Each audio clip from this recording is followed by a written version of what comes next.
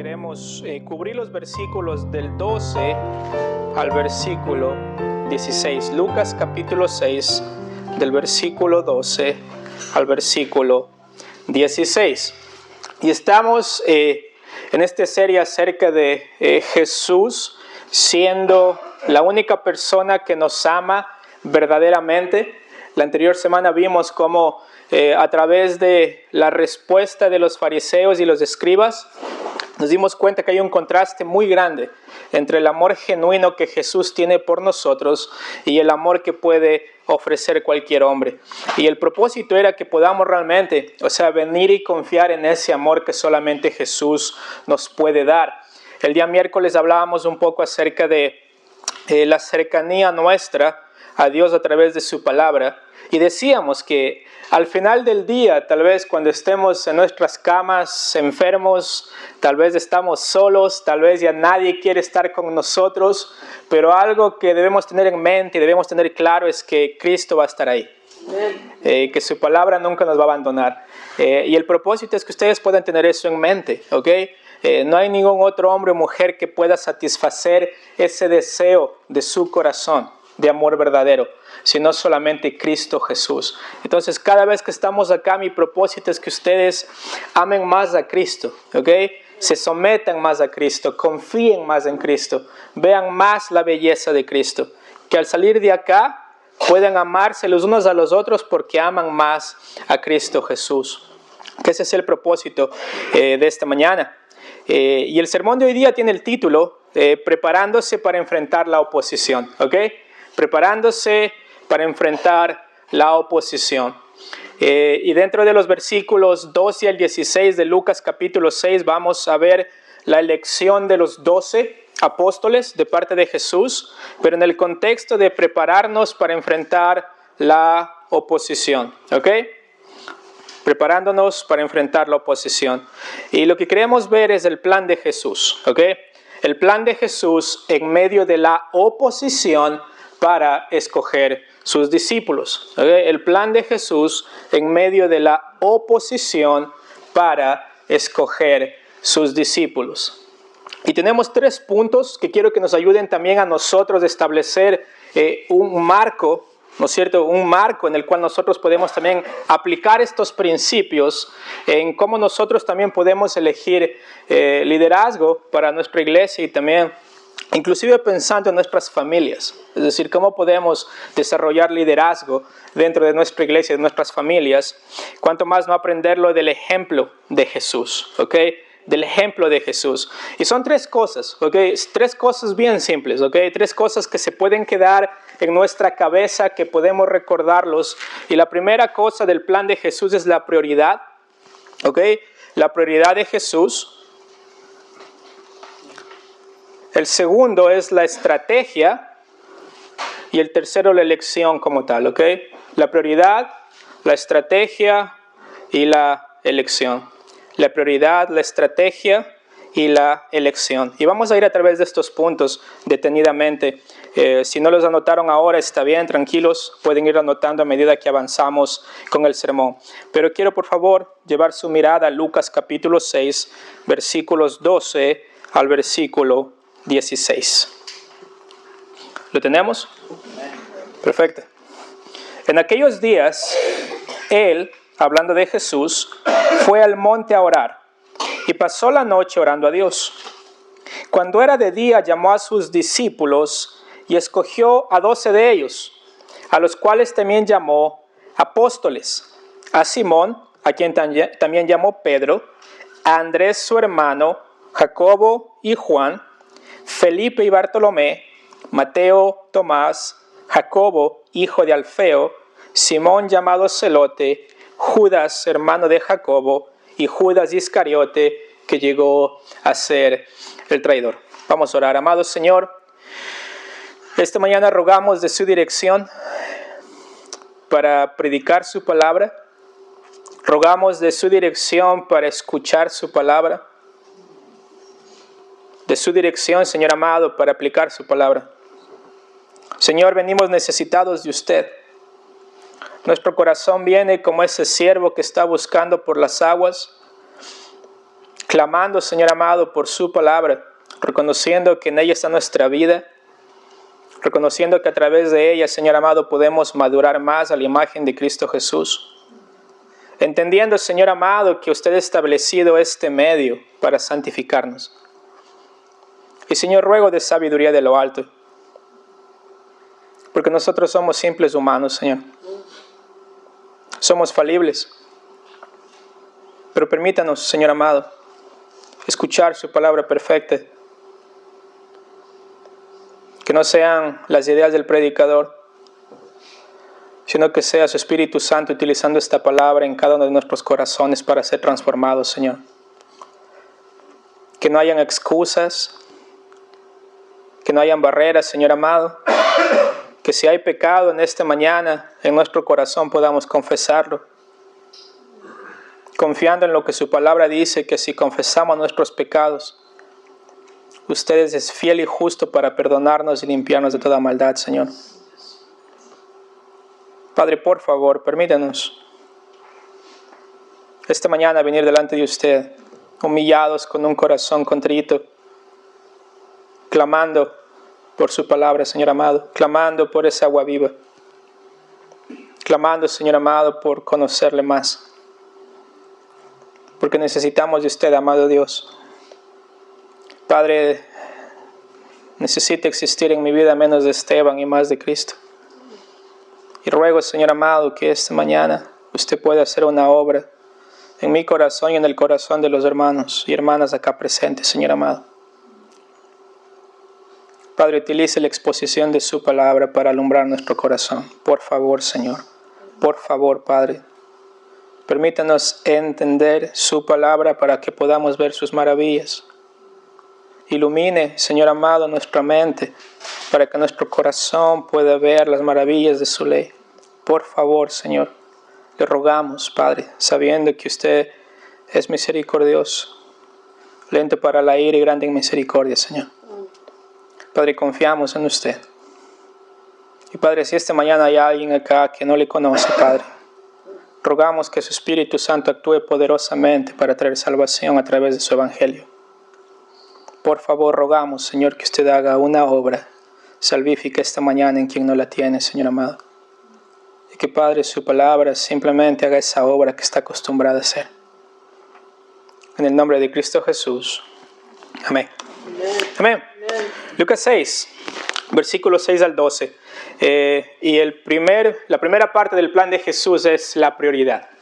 Y si ustedes pueden pensar en algo que era la prioridad de Jesús, yo creo que todos ustedes, o la mayoría, podría dar la respuesta correcta.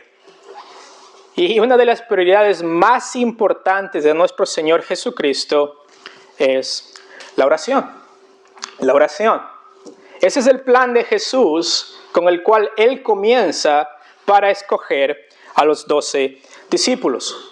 ¿Y por qué era tan importante la oración en el contexto de la elección de los 12 apóstoles? Era muy importante, ¿por qué? Porque en el versículo 12, al comenzar, Lucas nos introduce en un contexto histórico. Y es en un contexto en el cual utiliza esta frase y nos dice en aquellos días. ¿Cuáles días? ¿Cuáles días? Es decir, ¿de cuáles días Lucas está hablando? Y yo creo que al leer el versículo 11 entendemos el contexto de cuáles son aquellos días. En Lucas capítulo 6, versículo 11 nos dice que después de que Jesús sanó al hombre que tenía la mano seca, en el versículo 11 nos dice que ellos se llenaron de furor. ¿Hablando de quién? Fariseos, escribas y los herodianos. 3 grupos de personas que representan tanto el establecimiento religioso, así como también el establecimiento político. Jesús estaba siendo odiado, no solamente por el gobierno, sino también por la gente que decía ser religiosa. Hay un contexto de persecución, y no un contexto de persecución de que la gente estaba hablando mal de Jesús, sino un contexto en el cual nos dice que sus corazones estaban llenos de furor, de ira. Querían matar a Jesús. Querían encontrar la manera, querían encontrar la oportunidad de ejercitar esta ira en contra de Jesús. ¿Y cuál fue la acción por la cual quieren matar a Jesús? Porque Jesús amó al hombre de la mano seca. Porque para el religioso no había oportunidad de sanación ni de salvación para este hombre de la mano seca. Era alguien rechazado, alguien que llegaba a la sinagoga y tal vez lo veían mal.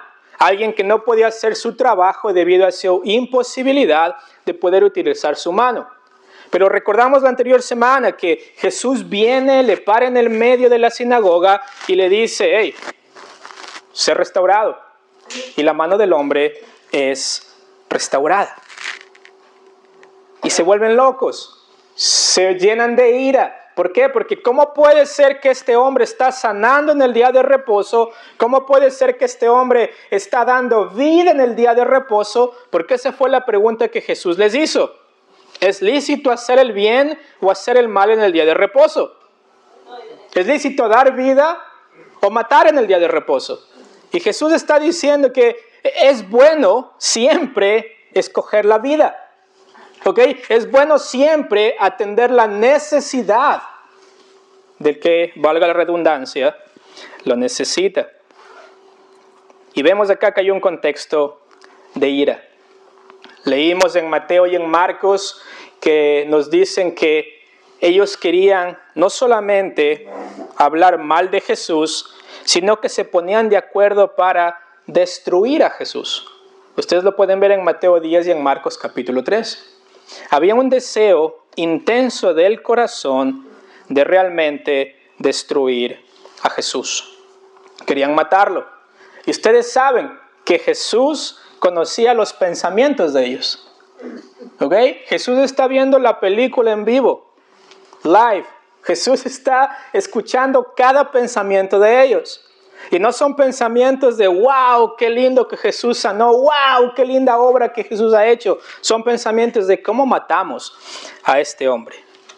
¿Cómo lo matamos? ¿Okay? Necesitamos hacer un plan para matarle. Imagínense ustedes en esa situación.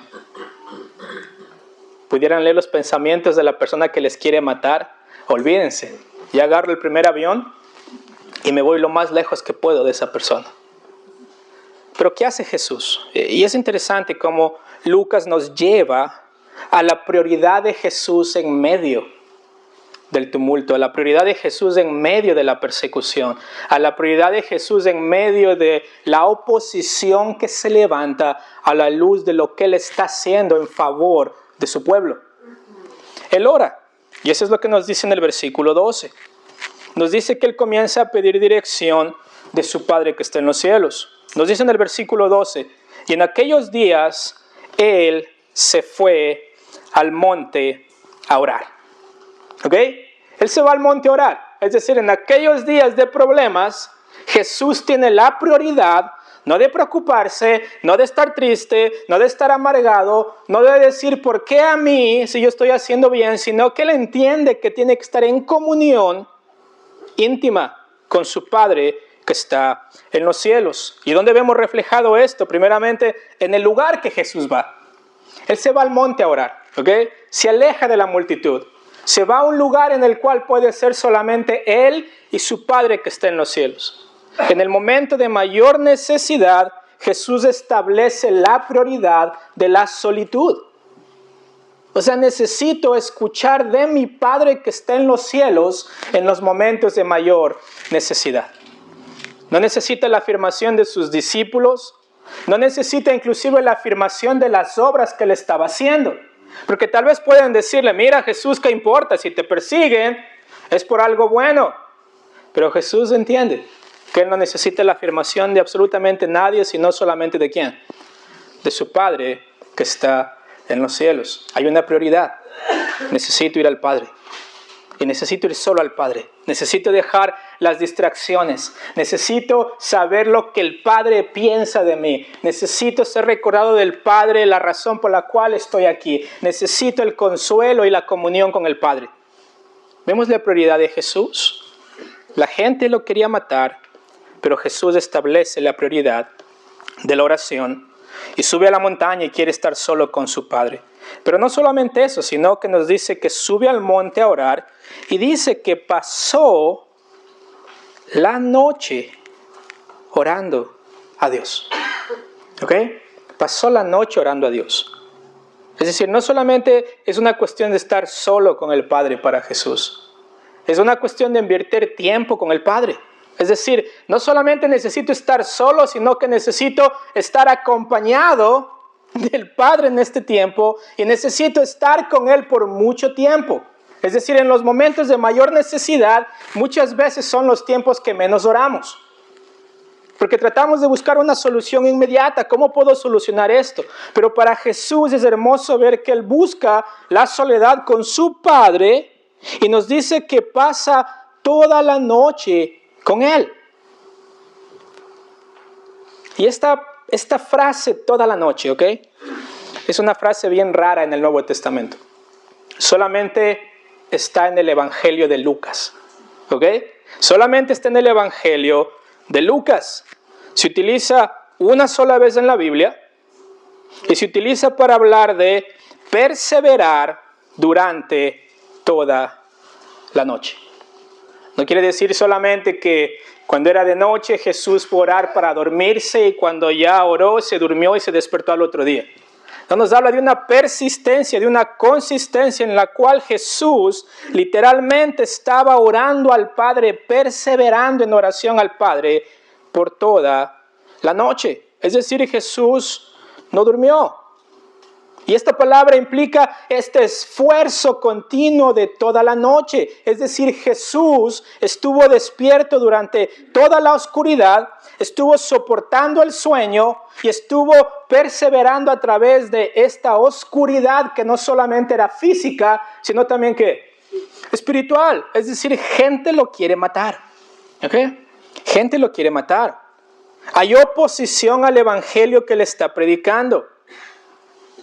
Hay un peso inmenso sobre el corazón de él. Y podemos ver eso a lo largo de los evangelios, inclusive en el monte Getsemaní, ¿se acuerdan? Cuando Jesús va a orar y le ora al Padre y le dice, Padre, si es posible, pasa de mí esta copa. Pero que se haga tu voluntad y no la mía. Y había lloros, había lágrimas de sangre. Es decir, hay un peso en el corazón. Hay un peso emocional real en el corazón de Jesús. Está sufriendo.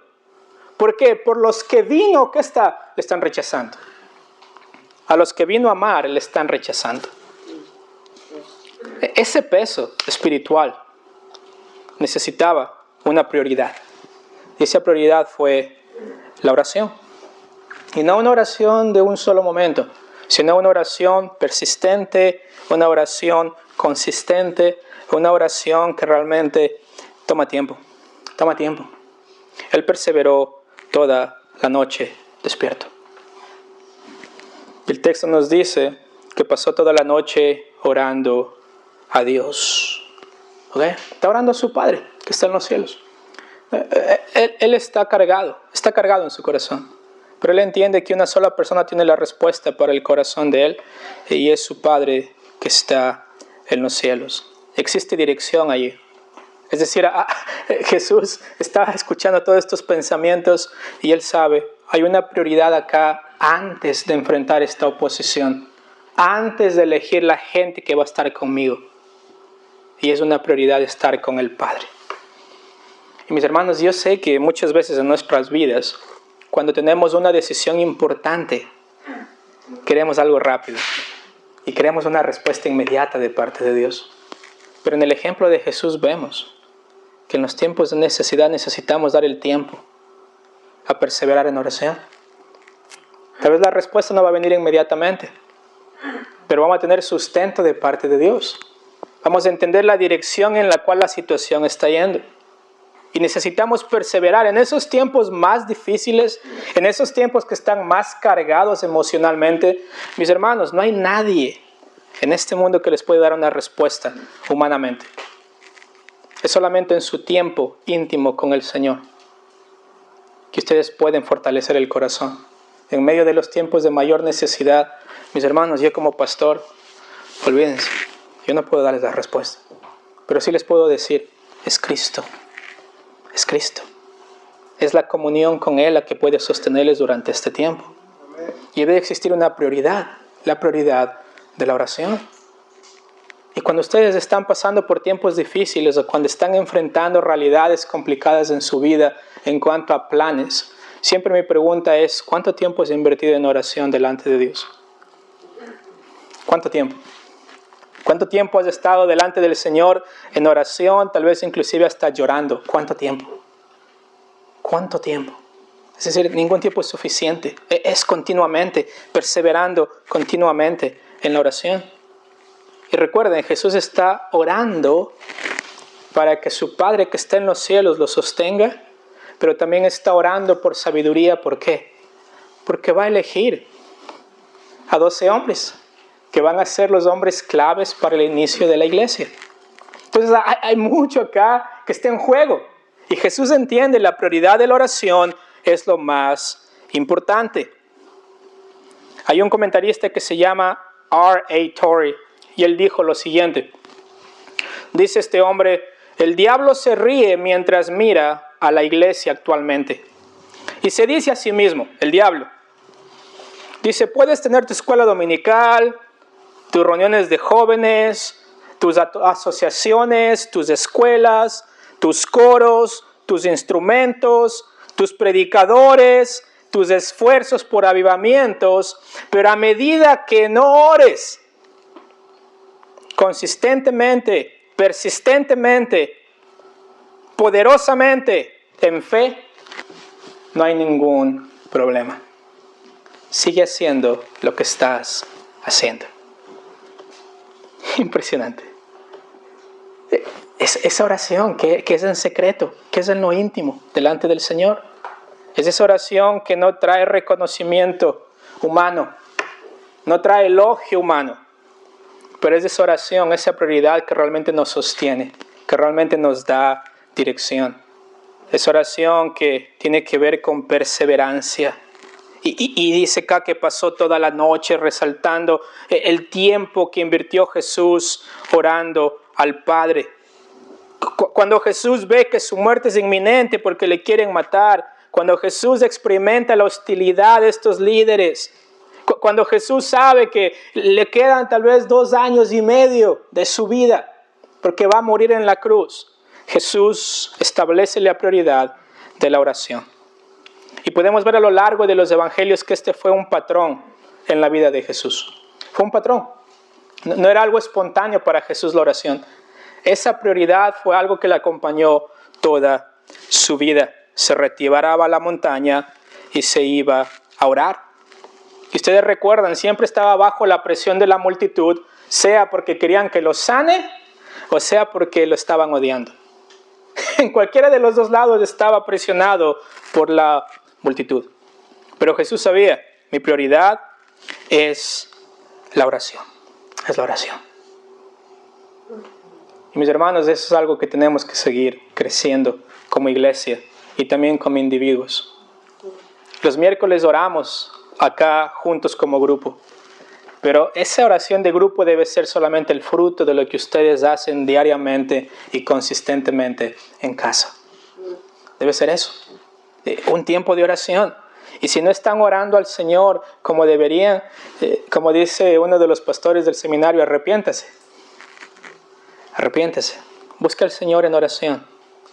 Busque al Señor en oración aún más de lo que ya lo está haciendo. Sigamos el ejemplo de Jesús. Y siempre mi pregunta es, ¿somos mejores que Jesús? No, somos débiles. Somos débiles. No somos Dios en la carne. Y Jesús encarnado buscaba en oración al Padre, cuánto más nosotros no debemos buscar y establecer la prioridad de la oración en nuestras vidas. Sobre todo aún en medio del dolor, de la persecución, del rechazo, sabiendo que Jesús mismo dijo, en el mundo tendréis aflicción. Juan capítulo 16. Pero confiad, yo he vencido al mundo. Nos acercamos al que ha vencido al mundo. Entonces, mis hermanos, la prioridad de la oración. Segundo, la estrategia. La estrategia. Lo vemos en el versículo 13 la estrategia de Jesús. Y vemos en el versículo 13 que nos dice, cuando era de día, llamó a sus discípulos y escogió a 12 de ellos, a los cuales también llamó apóstoles. ¿Cuál es la estrategia de Jesús? Y yo creo que acá Lucas nos demuestra la estrategia de Jesús a través de una palabra muy importante.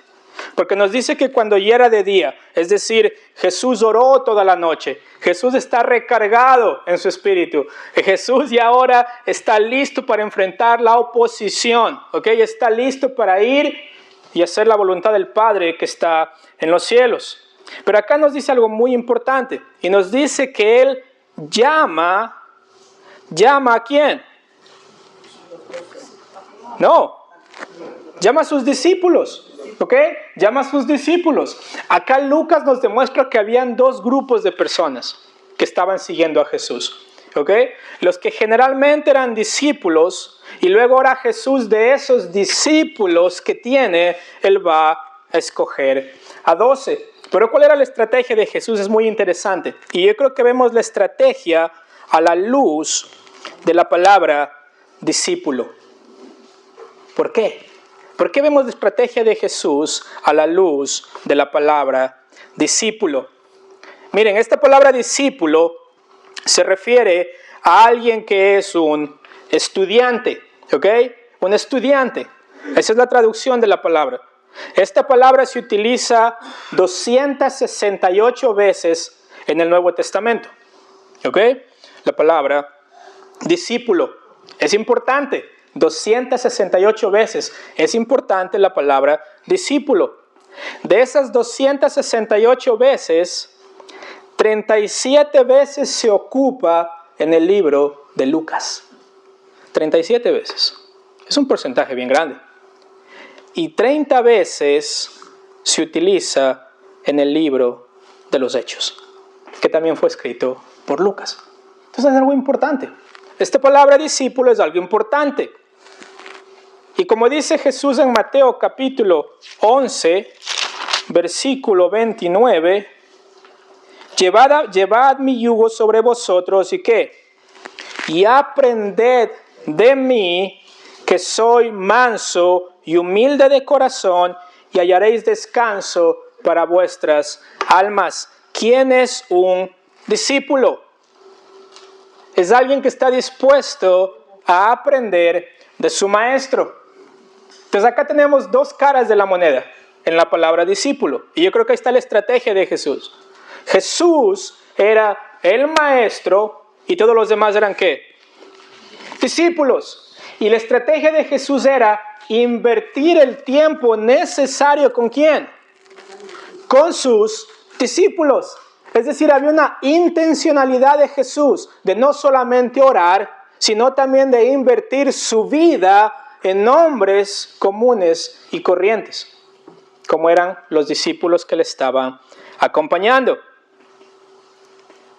Se podría traducir también como aprendices. Es decir, eran personas que entendían que en Jesús tenían una enseñanza que no había otra. Es decir, escucharon a los fariseos, escucharon a los escribas y comienzan a escuchar a Jesús. Hay una diferencia. Este no habla como los que no tienen autoridad. O sea, lo que Jesús enseña vale la pena escuchar. Y Jesús empieza a enseñar y empieza a invertir su vida en la gente que estaba alrededor de él. Jesús recibía a la gente. Jesús no rechazaba a la gente. Jesús decía, venid a mí los que estéis trabajados y cargados, que yo les daré descanso. La estrategia de Jesús era enseñar y que la gente lo escuchase. Era invertir su vida en las personas que estaban alrededor de él. Si él se iba para estar solo, ¿era para qué? Para orar. Para orar. Y oraba, ¿saben por qué? Porque los discípulos son difíciles de soportar. Porque somos difíciles. Es impresionante. Jesús iba y oraba y luego regresaba y estaba con las personas. Estaba con las personas. Y hay algo aquí histórico, porque en los tiempos antiguos, en los tiempos antiguos, primer siglo y antes de ello, tanto en la cultura griega así también como en la cultura judía, habría un rabí que era prominente, o sea, un maestro.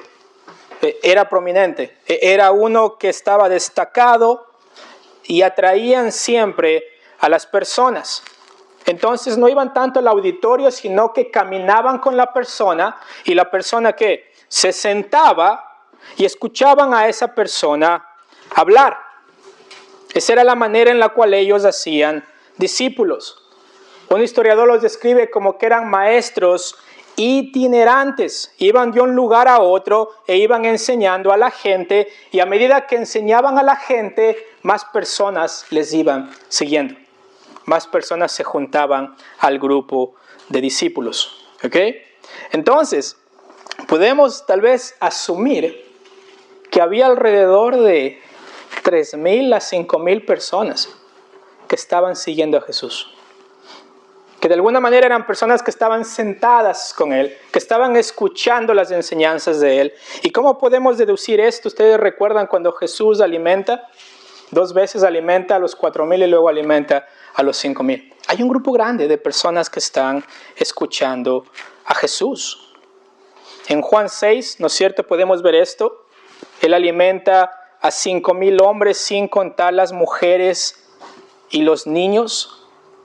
5,000 personas, 5,000 discípulos. Y Jesús estaba dispuesto a enseñarles. Estaba dispuesto a pasar el tiempo con ellos. Estaba dispuesto a ver la necesidad de ellos y enseñarles la palabra de Dios.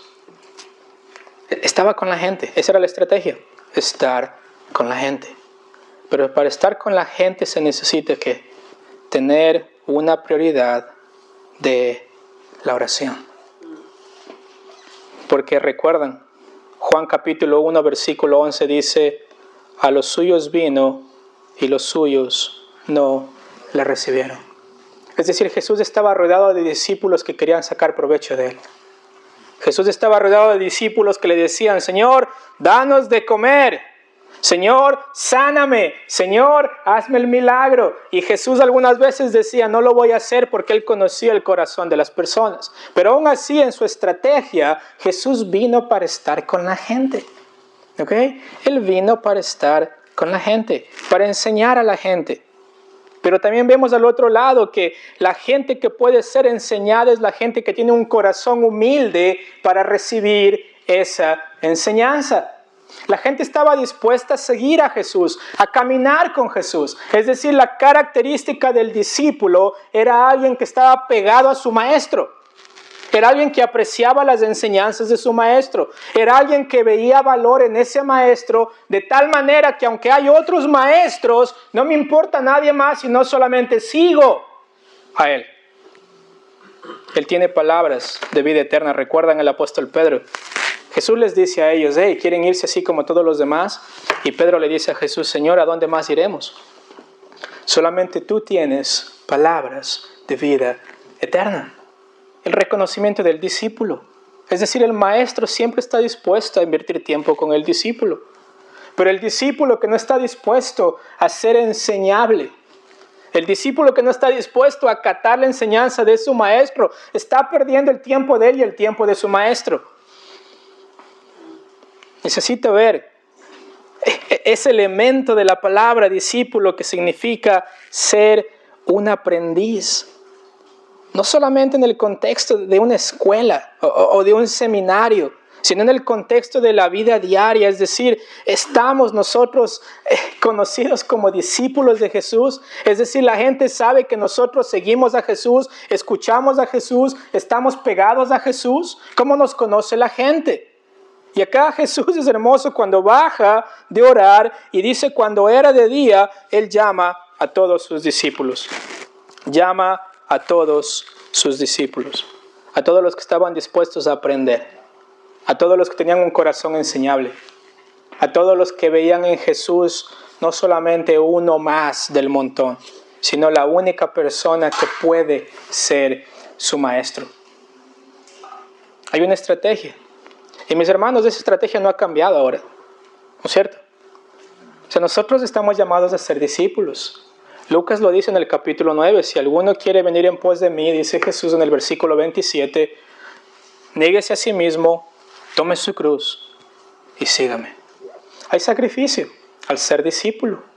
Hay una intencionalidad de tomar su cruz, de sufrir por la causa de Cristo, de estar con Cristo, de tener una comunión personal con Cristo Jesús, de no saber de Jesús por lo que me dicen, sino porque yo estoy cercano con Él.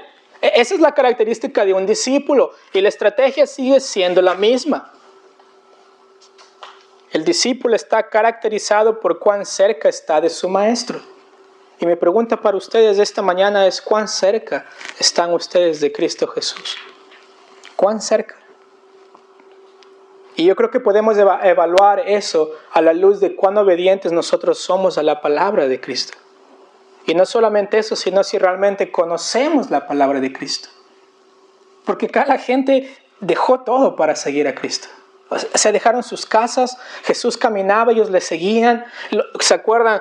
Pedro y Andrés dejan sus redes y le siguen. Le dice Jesús a Mateo: hey, deja esa mesa de impuestos y sígueme. Vemos que hay un sacrificio de parte de los que quieren seguir a Cristo Jesús.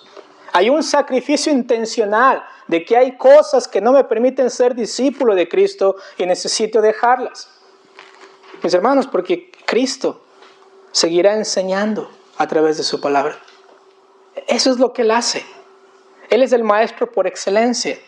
Él sigue enseñando y sigue enseñando y sigue enseñando y sigue llamando a la gente. Pero la pregunta es, nosotros como discípulos, ¿qué tan abierto está nuestro corazón a recibir la enseñanza de parte de Jesús? Porque hay un plan. Y comienza con la prioridad: oración. Segundo, con una estrategia de ser verdaderos discípulos. Y tercero, vemos acá la elección, ¿ok? La elección. Y vemos en el versículo 13, en la segunda parte, dice que cuando ya era de día, llamó a sus discípulos y escogió a 12 de ellos, a los cuales llamó ¿qué? Apóstoles. La elección. Es decir, de los discípulos que están, sean 5,000, sean 3,000, Jesús va a elegir solamente a 12. Y en este momento Jesús escoge a 12 que van a ser sus discípulos más cercanos. Los que van a estar con Él por 2 años y medio aproximadamente, hasta 3 años, aprendiendo de Jesús, estando con Jesús, proclamando el Evangelio de Jesús. Estas personas son las que van a ser identificadas no solamente como los discípulos, sino más bien como los apóstoles de Cristo. Como los apóstoles de Cristo.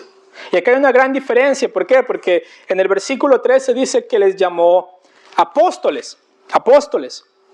Y la palabra apóstol, en su sentido más simple, significa enviar. ¿Ok? O sea, el verbo apostelo significa enviar. Apóstol, el enviado de, significa enviar desde o enviar lejos. Es decir, lo que Jesús está diciendo es: escoge a los que van a ser sus enviados. Estos van a ser sus enviados. La palabra apóstol se encuentra 6 veces en Lucas, 1 vez en Marcos y 1 vez en Mateo.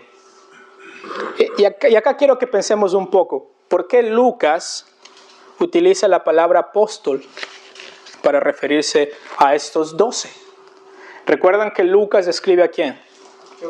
A Teófilo, para que él sepa toda la verdad acerca de lo que había pasado con Jesús y las cosas que él había hecho.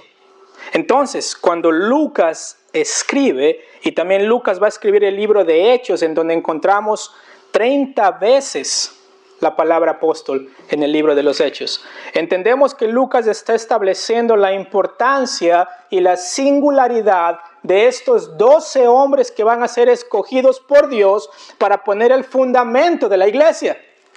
Es decir, cuando le escribe a Teófilo, estamos viendo que tanto Pedro como Jacobo como los otros apóstoles, de excepción de Judas, están plantando el fundamento, es decir, la enseñanza del Evangelio, estableciendo el fundamento de la iglesia local. Para Lucas eso es muy importante. Es decir, estos 12 son únicos, ¿ok? Son únicos. No se van a replicar, no se va a repetir específicamente este término apóstol con A mayúscula, como los enviados específicamente por Jesús, con la tarea de poner el fundamento para la iglesia local. Y esta palabra apóstol tiene su contexto también en el hebreo como un equivalente. Y en el primer siglo existía el Sanedrín. Vamos a entender un poquito más de esto. El Sanedrín estaba conformado por 70 hombres, ¿ok? Sanedrín significa 70, los 70. Ellos gobernaban sobre Israel. Y el término, o sea, como tal, del Sanedrín, los que estaban ahí tenían poder y autoridad sobre el pueblo, ¿ok? Tenían poder y autoridad sobre el pueblo. Y lo que ellos hacían como Sanedrín era designar personas que les llamaban los Shalaya. ¿Okay? No tienen que aprenderse esto, ¿okay? Solamente lo vi aquí y lo dije. Pero son personas que esto se traduce como los enviados. Los enviados. Es el equivalente de apostelo en el Nuevo Testamento. ¿Y qué hacían ellos? Ellos delegaban la autoridad y ellos eran representantes oficiales de los miembros del Sanedrín. Es decir, esta persona iba a un lugar enviado por uno de los ancianos del Sanedrín y la presencia de esa persona era como que si el anciano del Sanedrín estuviera ahí. Tenía la misma autoridad, tenía la tarea encomendada por el anciano para él y era conocido como los enviados, es decir, portaban su autoridad, llevaban un mensaje y hacerle algo a ellos era como hacerle algo a ¿quién? Al que estaba en el Sanedrín. ¿Okay? Era un término que representaba autoridad, que representaba representación, que representaba que esa persona que era enviada portaba la autoridad. Y si vemos acá, o sea, este término Shalaya incluso era un término legal, o sea, representaba legalmente a esa persona. Entonces, si pensamos en los 12, si pensamos en la elección de los 12, ¿por qué es tan importante? Porque eso es lo que Jesús está haciendo acá. Está utilizando el mismo concepto de los enviados que vienen con su autoridad y que vienen con su mensaje. Y que rechazarles a ellos es rechazar ¿a quién? A Jesús mismo. A Jesús mismo. Ese era el concepto de apóstol. Es decir, Jesús va a tener sus enviados. Es decir, el Sanedrín tenía sus enviados, pero ¿qué eran estos? Eran corruptos. Estos enviados del Sanedrín son los que dijeron, queremos matar a Jesús. Queremos matarlo.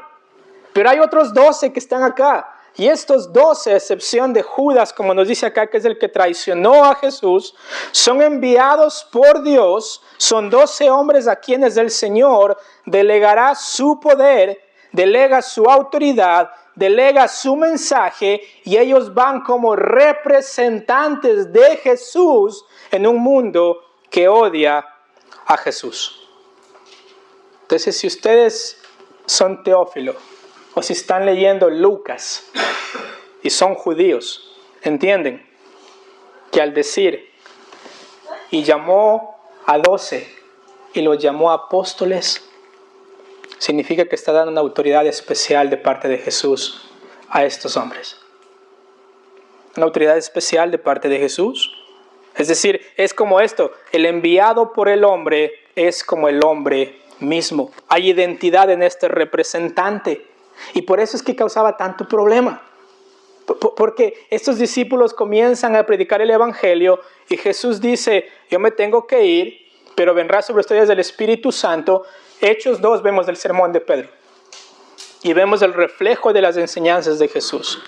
Y vemos cómo tanto el apóstol Pedro como el apóstol Juan llegan a tener una tarea muy importante en el establecimiento de la iglesia. Inclusive vemos que a Pedro el Señor Jesús le encarga y le dice, Pedro, pastorea mis ovejas.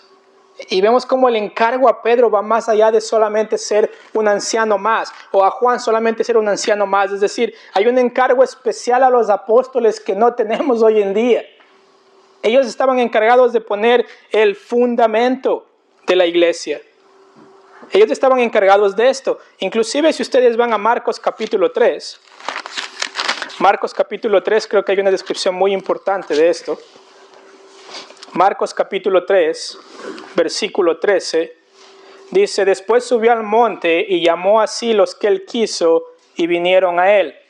Versículo 14, y estableció a 12 para que estuviesen con él para enviarlos a predicar. Acá hay una cercanía importante con los 12, una comunión estrecha. Es decir, dice que los designó para que estuvieran con él y para que estuvieran con él y vayan a predicar. Es decir, antes de que ellos vayan a predicar, tenían que estar ¿con quién? Con Jesús, tenían que conocer a Jesús, tenían que enamorarse de Jesús, tenían que morir por Jesús. Y tomó mucho tiempo esto, ¿no es cierto? Porque inclusive Pedro lo negó a Jesús antes de morir en la cruz. Muchos de ellos escaparon, a excepción de Juan. Juan está en la cruz, al pie de la cruz con María, pero todos los demás, cuando arrestan a Jesús, se fueron. Pero aún así, el Señor no los abandona. Y son los 12 que establecen el fundamento de la iglesia. Son los 12 que tuvieron el llamado para establecer el fundamento. Miren lo que dice Efesios capítulo 2. Y con esto termino. Con esto aterrizamos como ese avión que está bien arriba. Efesios capítulo 2.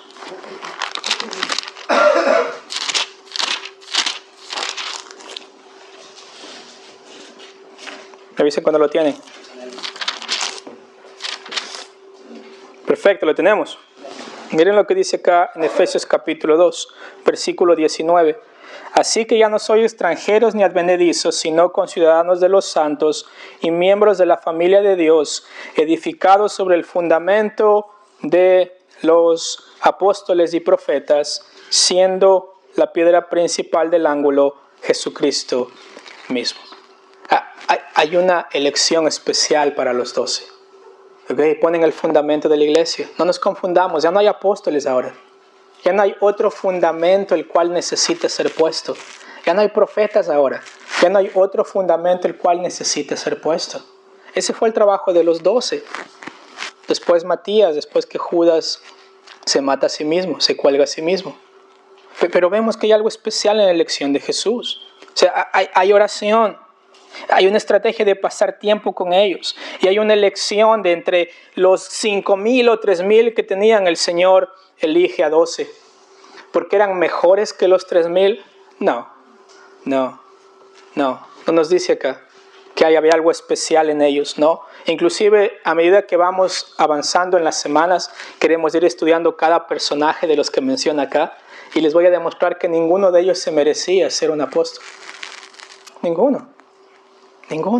Es pura gracia del Señor, que en oración delante del Padre, Él regresa y con la respuesta de a quiénes va a escoger.